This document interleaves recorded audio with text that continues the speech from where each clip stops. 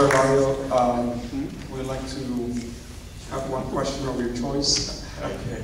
So certainly, go ahead and pick the question of your choice and just let us know what is the question, state the question, and then you want to. But I will choose number 3 in this order that we have here.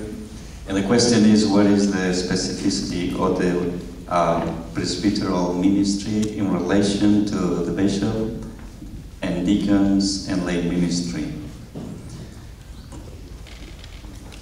Here, I want to start with an experience that I had been since I grew up.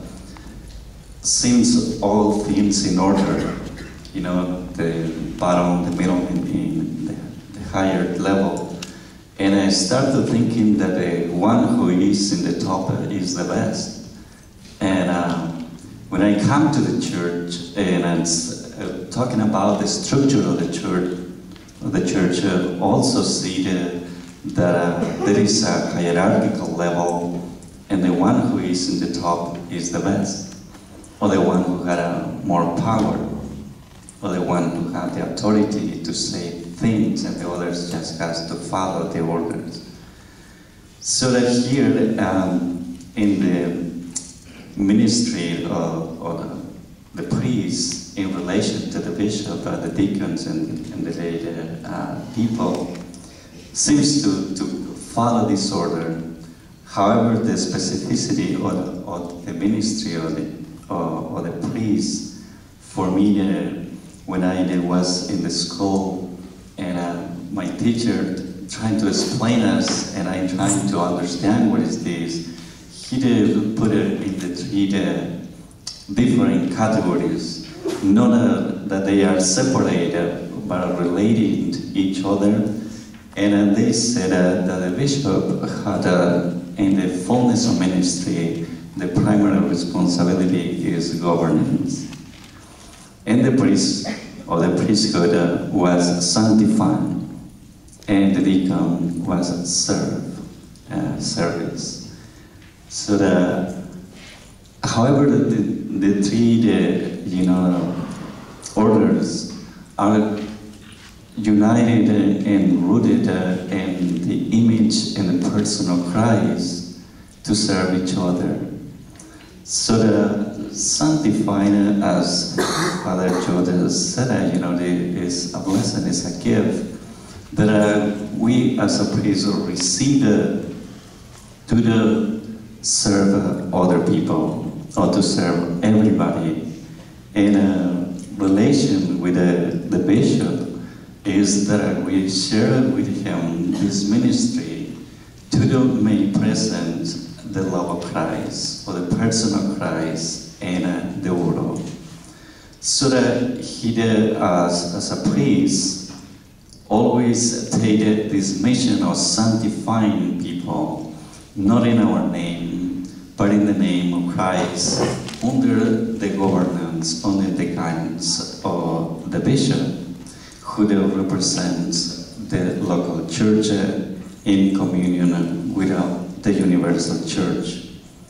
And in relation with the people that we serve in the name of the bishop, that we experience directly what are the people are living, suffering, enjoying, just to make present the love of Christ. So that is, for me, this ministry or the specificity of the ministry of the priesthood is the connection that exists in the church between the bishop, who represents the Christ, the pastor, and the people he guides, and the priest made this connection and made a reality, this mission that Christ handing on to the church. So in relation to the deacons who also have this ministry of serve, and made it more clearly how Jesus served each other, and this ministry we are supporting them and also trying to make this ministry in connection with another ministry that is the lay people, who also made possible this mission and to reach all of those who maybe they wonder how that they come to the communion or the full communion or the church, or they want to put their talents in action for the glory of God.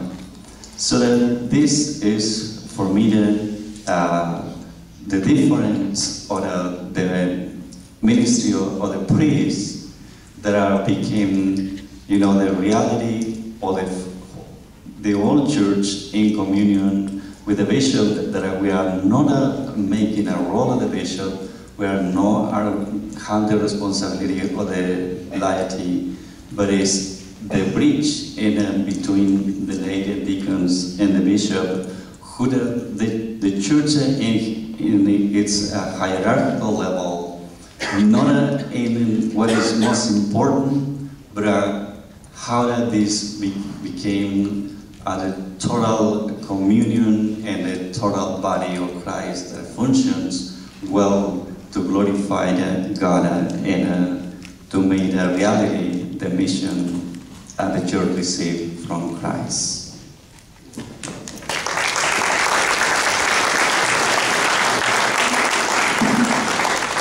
We'll finish this round of the panel discussion with Father Caleb. Father Caleb, would ask you to address the question of what do you see as some challenges facing priestly vocations? We're almost done. You all done really well.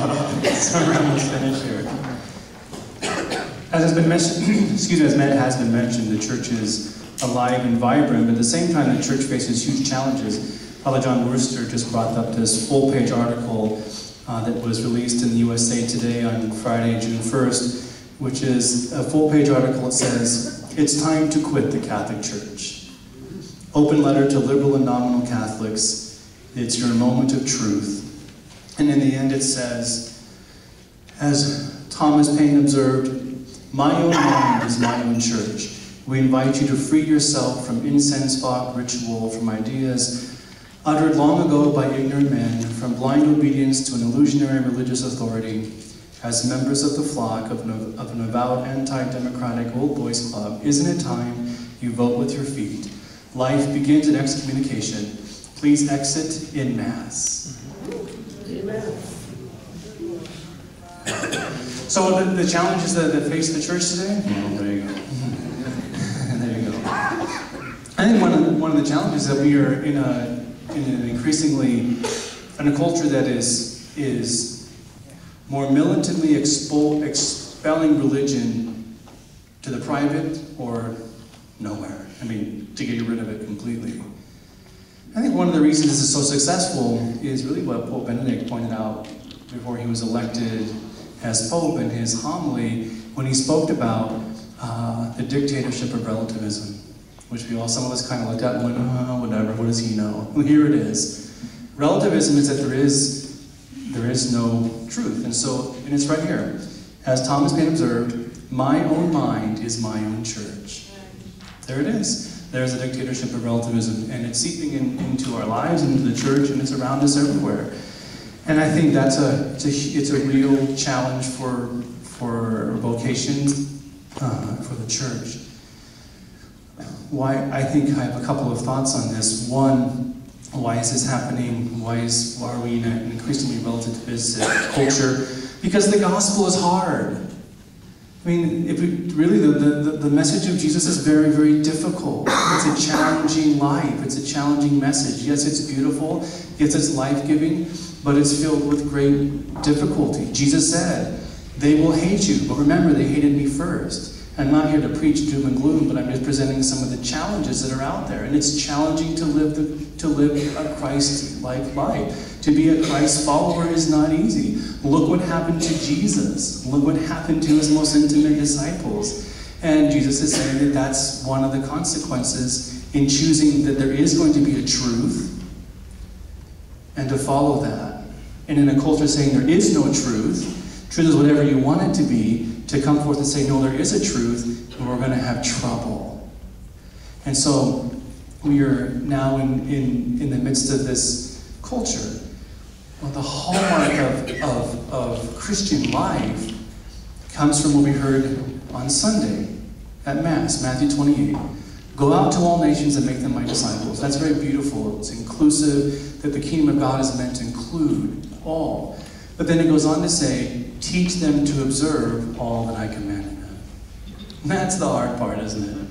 There's the challenge right there, to observe all that Christ has taught. And I think that is a real challenge. And all of these priests here have mentioned that in the ways that we get sort of it's called a lightning rod. We're where we are as priests, and with all of the challenge of that, to not only ourselves live all that Christ taught, but now to promote that and to shepherd and to lead the church into that. I think another challenge of why this is becoming increasingly difficult is we're seeing at least in state institutions like the University of Idaho, and I think it's also with Boise State on some level, is the elimination of classical education. The University of Idaho canceled its classics program. Classical education is things like Aristotle, right? Basics of young people and adults now learning to ask the basic questions like, what is life? What is the good? And in the classical sense, they saw it as, well, life, we are meant to be virtuous. So what is virtue? What does it mean to be good? To ask those kinds of questions are questions that aren't being really asked anymore. And so the church is coming from a very classical, virtuous, logical, faith-based standpoint, and the culture is coming from a very relativistic, personalized standpoint. So there's a huge clash. So this is very, very difficult. So what's sort of my appeal to all of us? Is I see this seeping into the church, and my hope is that we would be obedient. That we would be those disciples of Christ, like Mary. She chose the better part, sitting at the feet of Jesus. Right? Or do we add to the disunity that's all around us? Or are we unifying the church? The umbrella of Catholicism is quite large, but there is an edge to it. And to be within that requires great challenge for us to wiggle inside there, but there's lots of room in there. And I think that's a great challenge that's facing the church and the priesthood today. Can we exist and choose to remain under this umbrella? I don't know. I think people really struggle with that. Finally, I speak about this a lot when I talk about vocations because it affects vocations directly. And we speak about a vocations crisis. In fact, I wrote an article for the ICR on this. I think the great vocations crisis right now is the crisis in marriage and family life. And I don't say that in any judgment. I don't point fingers, but half of our marriages are ending. And we live in a culture where many young people are living in a society where there's a great breakdown in family life. And I don't point fingers at them because I think our culture on a whole is not supporting marriage like it used to. What I mean is the time of my grandparents, for example, the culture itself helped couples stay married. Just like today, our culture helps us to be diverse. So if you go to your workplace and try to start telling racist jokes, our culture just steps in and doesn't let you.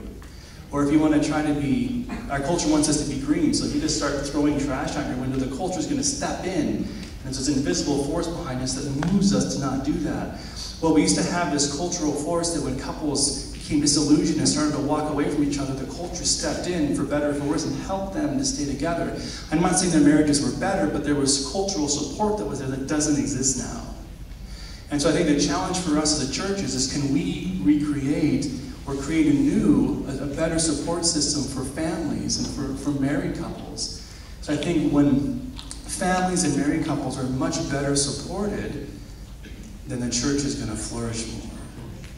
Because all of this comes out of the life of the family. Because is that not the image, the Imago Dei, right? That God is Father, Son, Spirit, this familial image that through covenant we are invited into. And so the church believes that the family is the domestic church, that it is the image of the church. And so I really think that in terms of vocations, all vocations, that marriage and family life, is just put that out there.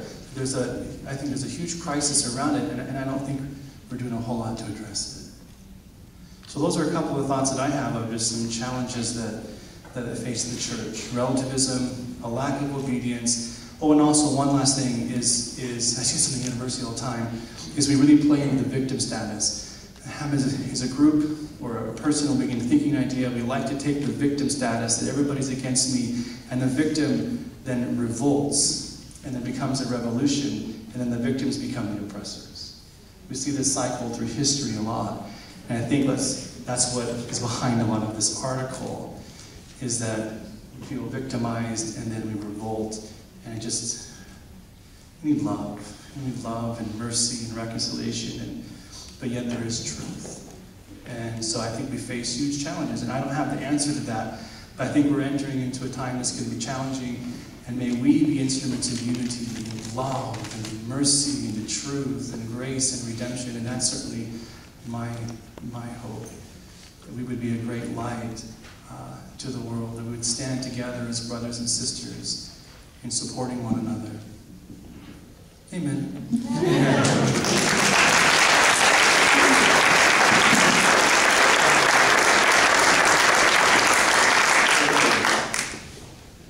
Before the panelists get ready, I know that some of you are ready to go back to your places, but we will have a time now, that is a time for questions that come from the audience, from you.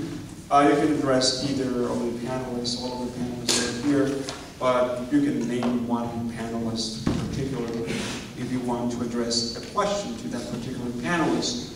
So we will be doing that for a number of minutes, and then we'll have a break. And we're wanting a break very soon, but at this moment I would like to open the floor and ask the panelists to stay here so that they can continue to answer the questions, but I would like to open the floor so that anyone who would like to ask a particular question based on the information and the sharing that we have received from the panelists, they may do so at this moment.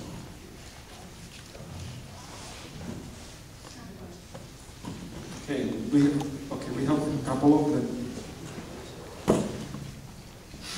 And this could be to any of you, all of you, whoever wants to address it. But I know just in my experience in ministry that there's this unrealistic expectation, and perhaps has been over the years, that the priest knows everything. I think that's a burden, an unrealistic burden that's placed on priests in many ways. But I guess the question that I would ask you is there anything you wish would have been taught in seminary that wasn't?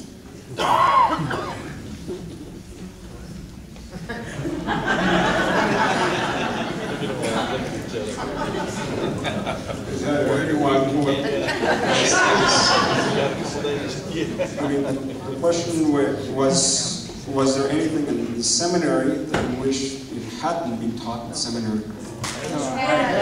Would have been.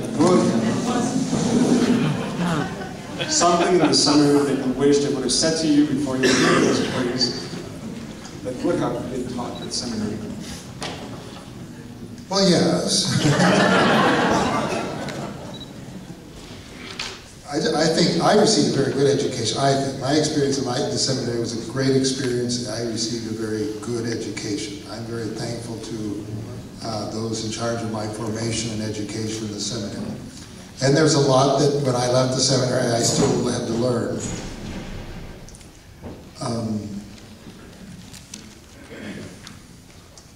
Yes and no. I mean, I spent, I thought it was my time in the seminary was well spent, and it was a good time and a challenging time, and a time of great growth. And it's continued. If anything, the seminary taught me to continue that. And anything that seminary taught me is that your education doesn't end with your ordination, and it doesn't end with your graduation. There's a lot of things they could have taught me, but then you could have stayed there 10 more years. And I really didn't wish to. Sure, about administration, personnel, running having a school. I wish they'd given more time maybe to preaching and developing and working on skills for preaching. Though I think I had a very good teacher of homiletics, but certainly could have used more work there. My parishioners well know. And I think that what the seminary can do, just because of time, it's limited, and you got to sometimes just send them out and can continue to work and develop. The seminary sort of gave me the beginning skills and maybe the tools to continue to work on those skills. So I'm all right with what I got in the seminary. I'm all right. Well, thank you for that question. Is there anyone else in here? Anyone who would like to ask a question to our presenters? Hi, it's Christine from Catholic Charities. This might put you on the spot, so feel free not to answer this. But based on the conversation and the talk earlier today about the role of the prophet, I'm wondering if you could share how you envision yourself as you live. How do you live out the role of the prophet that we were talking about earlier with Father Driscoll?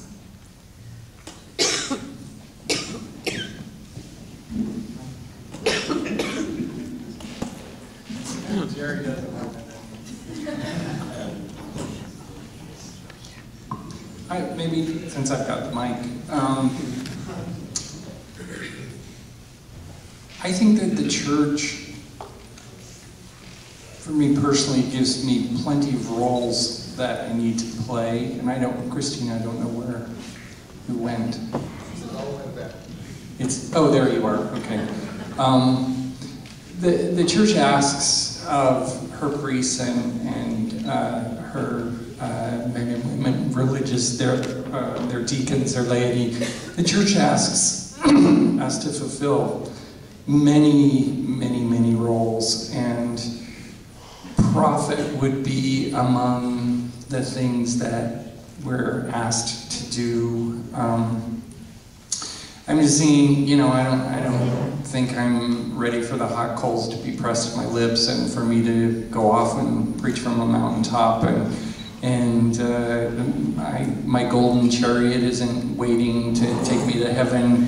But I think, by the way I try and live my life, as Caleb was saying, I mean, there's a certain role that obedience and boundaries and trying to do what's best for the group as opposed to going off on your own. There's a certain role that Catholicism can play simply by trying to be Catholic that makes us prophets. And it's not easy because it's hard to do among ourselves. It's hard for Catholics to do that with Catholics.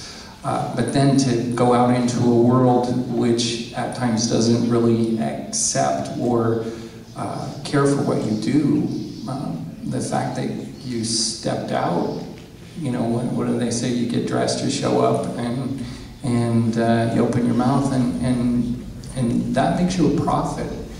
I think there are other ways to be probably a real fancy prophet, or a prophet that would be one who could make a different kind of impact, but I don't think there's anyone in this room that is not a prophet.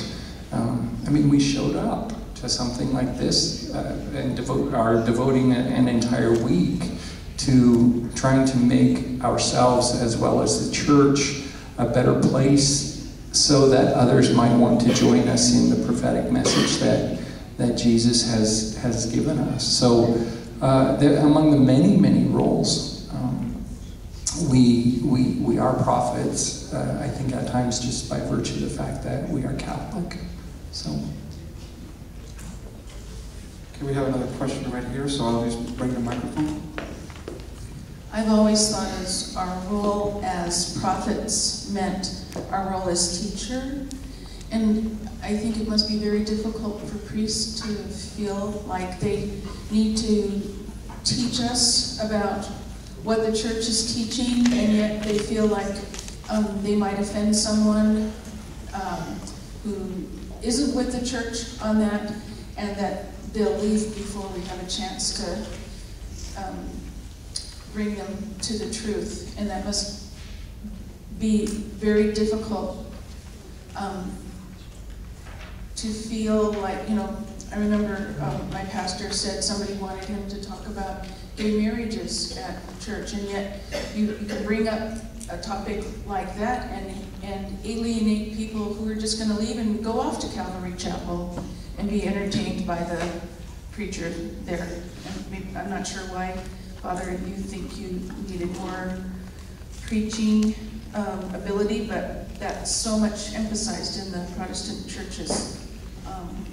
So can you tell us a little bit about maybe how you go about being the teacher in your parish and trying to keep everybody who's at different places wanting to continue to be Catholic?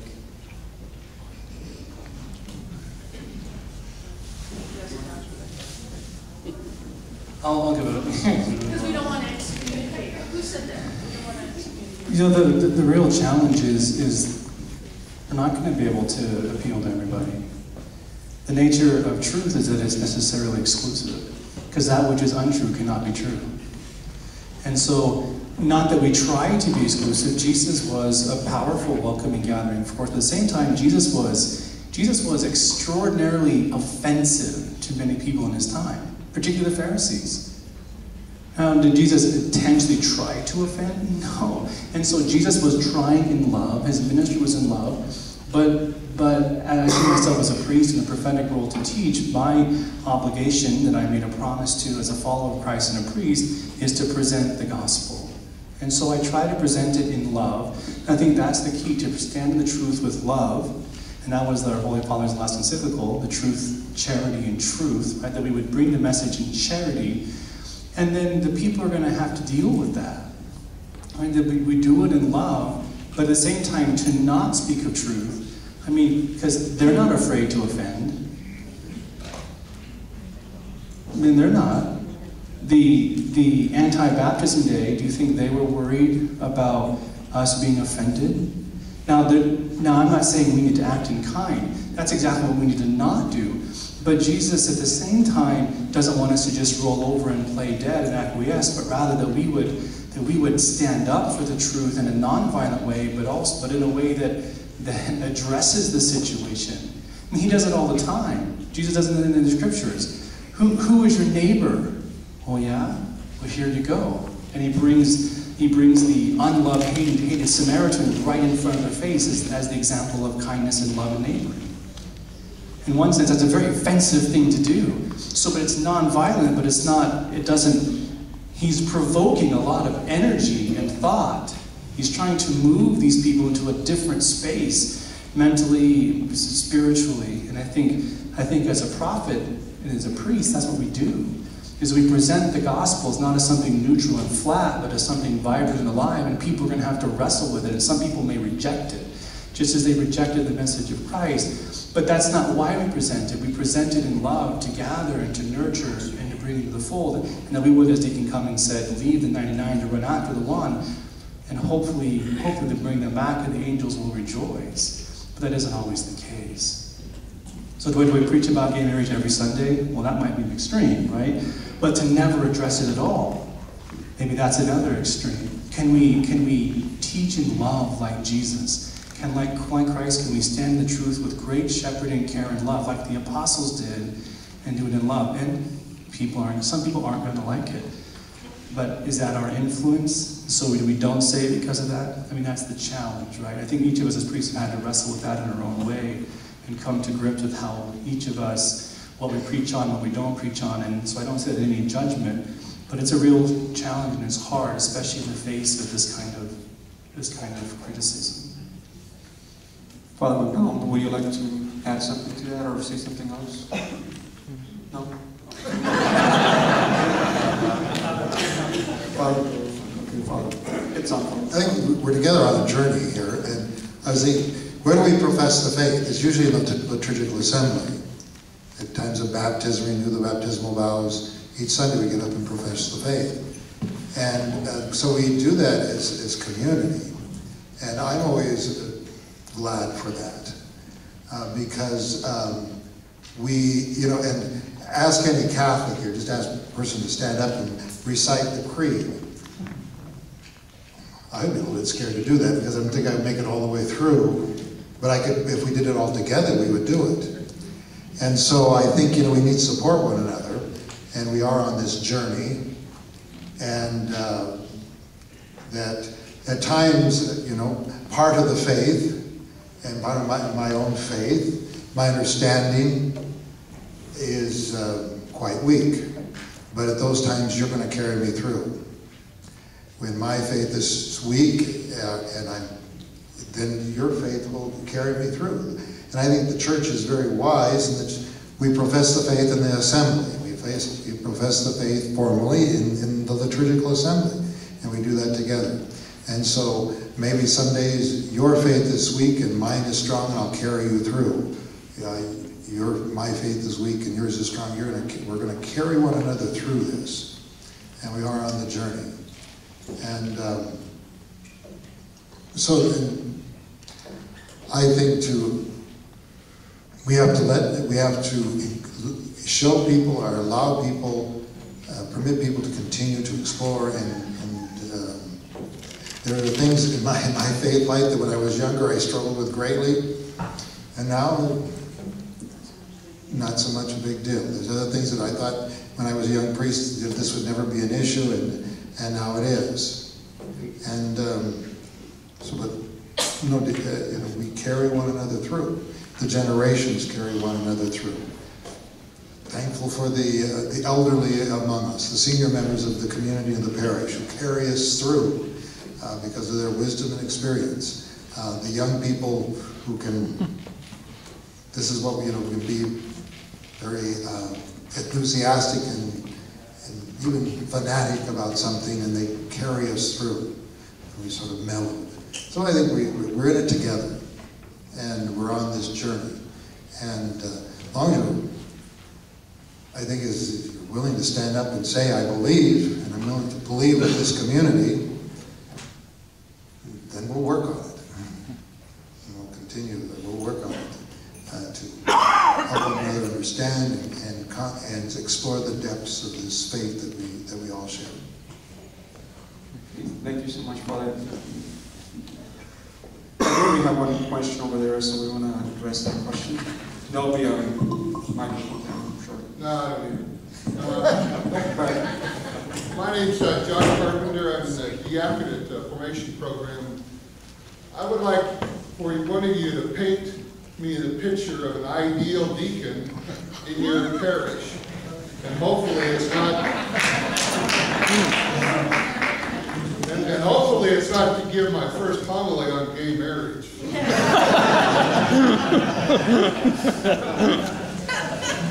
Would anyone, Father? I would love to take that. I can't see as Father Joe. Sitting in this room are some of the most wonderful people I've known in my entire life. Sort of at this table over here, I see two couples. See another couple over here, a couple couples over there.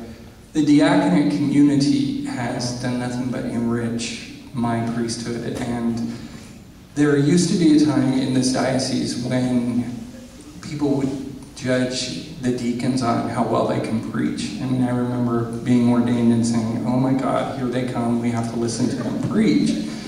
And although the deacon did say once that we could baptize with Diet Pepsi, and then another deacon said that, priests will be able to marry within 20 years, and, it's like, oh, their formation is no good, therefore they are no good. But my experience with the diaconate community throughout my priesthood has been absolutely wonderful. And I think that part of what I see in the newer clergy and people who are starting to go into assignments by themselves is they are grateful that there is a deacon or a deacon candidate, or they hear that maybe someone is interested in helping. Just a completely enriching experience. I think what happens to the deacon when they go into the parish is they have to prove themselves, because people are saying, this is not a priest, I want a priest. And, you know, who is this guy, or who is this woman, because your wives are connected, you know, who are these people to tell me, you know, what my priest can tell me? So I'm not sure it's a bed of roses when you first go in, but I think once you're there for a little while, and if you have the support of your clergy and the rest of the parish, it becomes a wonderful way of life. And I think the diaconate community in this room, there are far more deacons and their wives in this room than there are clergy. I beg your pardon, than there are ordained priests. And I got that one right. But the diaconate community, I mean, if they stood up now, we'd be overwhelmed. And for me, I just wouldn't be able to do it. I had 5 deacon couples in Idaho Falls, and the bishop only had 4 at the cathedral. So I would remind him of that every time he came up. And without those 5, some employed by the church, some not employed by the church, they formed the people, they baptized the people, they buried the dead. They were members of the charitable actions of the church, the justice of the church. They did annulments, they counseled the grieving. They just, you know, it's going to be wonderful. You know, what's it going to be like? Yeah, you're going to have the gay marriage thing, and you're going to have the thing with the women religious thing, and have the thing with the Pope. Doesn't matter who it's going to be or who it was, you're going to have that. But that's why you're in training, and that's why you're in formation, and hopefully you can ask for those things that you think you'll need when you go into a parish. But just get ready for a wonderful ride with a bunch of wonderful people, and know that God has chosen you, just as He's chosen these other men and women to be a very important part of the church in Idaho. I say this for myself. I just wouldn't be able to do it without them. And I'm by myself up in Sun Valley and Haley and Fairfield. And the closest deacon is John McKinley, wherever he is, out there. And then, you know, I'm really excited that everyone's coming up in September for their continuing ed. You know, I'm getting the cocktail party ready. So it's going to be great. You know, how do you know which first parish it is? A lot of it's going to be up to you to decide how you want your life as a deacon to be, I would imagine. But for me, judging the rest of the men and women that I know in the diaconate program, it'll be a wonderful way of life that you've chosen and that God has chosen for you. So.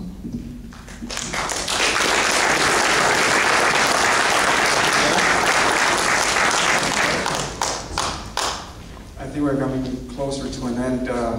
We also would like to say that if you have any questions for Father Michael Driscoll, he's here among us. So that remember that we went to lunch and we didn't really have time to ask him any questions regarding his talk. So he will come back this afternoon after we take the break so that he will summarize the discussion of the panel and then offer some personal reflection on that, part of the reflection upon what the panel has said.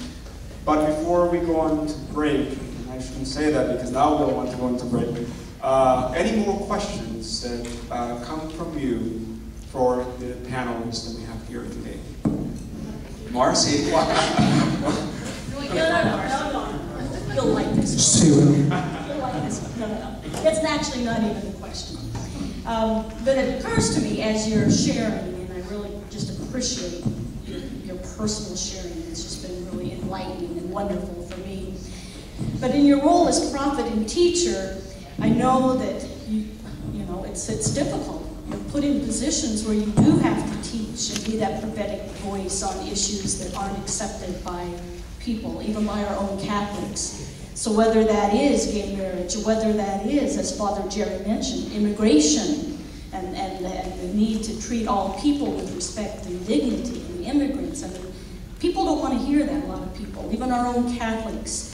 I know I'm a member of St. Mark's, and when Father Steve talks about social justice, I know he takes a lot of grief from that. You know, so all I have to say is that because of that, all I can do is thank you, because I do think you are prophetic voices, and that is not easy to do in the culture that we have today. So to be those teachers, those prophets that you're called to be and that help us, that's just a blessing to our church, and I just want to personally thank all of our priests and clergy.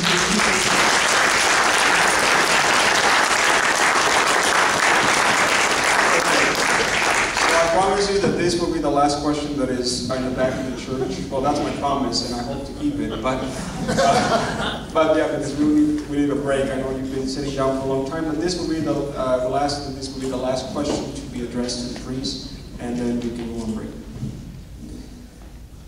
Thank you. My name is Emmanuel Beticoechea. I'm also in the diaconate program. My concern is the future of our kids. I'm a father of 3 kids. Since a long time, we were talking to our kids into getting involved in the church, and now they are involved. But here and there, they ask questions about getting into the seminary. They know that their father was raised in a Catholic family, and my education was just going through the seminary. And now we have, we see that the circumstances here, life around us is not very in favor of taking the kids to the seminary due to the lack of high school seminaries or any facilities like that. And we are not in favor also to send our kids away from home. So more than once we ask this question, what we do, how the church may help us to lead our kids to the priesthood as God's will is. The question, I think it will be for Father Caleb. Thank you. Thanks for your question. No, we don't have high school seminaries anymore. I think the first thing is that it's really not any of us here that leads anybody to the priesthood. That's ultimately the will of God and the prompting of the Holy Spirit that leads anybody to a vocation. But I hear what you're saying, not to discount what you're saying. Studies are showing now that the generation of young people now are much more apt to follow and accept what their parents hand on to them than previous generations. So the young people now are much more likely to continue the same kind of a lifestyle as their parents than, say, the generation of the 60s or 70s, right? No judgment on anyone, but that's just what we're seeing now. I see at college campuses today that students call their parents multiple times a day. I mean, when you were in college, did you call your parents multiple times? So in other words, you have an incredible ability to influence your children. And so again, the life that you model for them in the home. And that really is the vision of the church.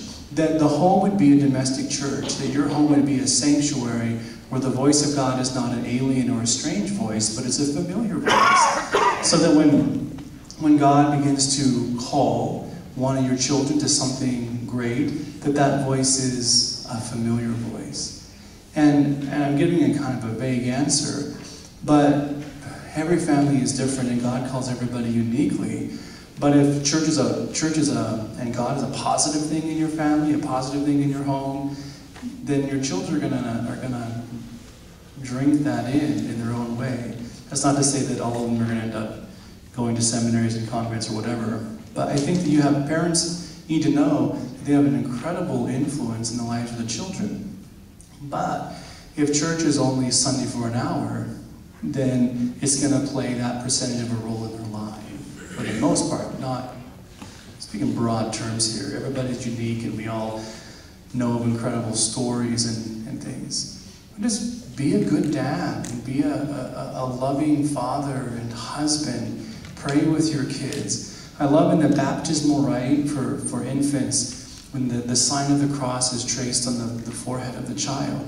I claim you for Christ our Savior, and invite the parents and godparents. Remember doing that, parents? Tracing the cross. I always tell the couples this. I say, Mom and Dad, may it be a tradition in your home that you bless your children often. that you, with your parental right, that you would bless your children. How many children receive much discipline from their children? I mean, from how many children receive much discipline from the parents, and how much blessing do they receive? Love, scripture reading, prayer, devotion, etc., etc., etc. Just bring all it into your home and mix it in with the life of your home. And then send all your kids to the Catholic schools here in Boise, and they'll be fun. Well, thank you so much, Father Caleb, and all the priests here, Father Gerald, Father McDonald, Father Eladio. Thank you so much for your participation.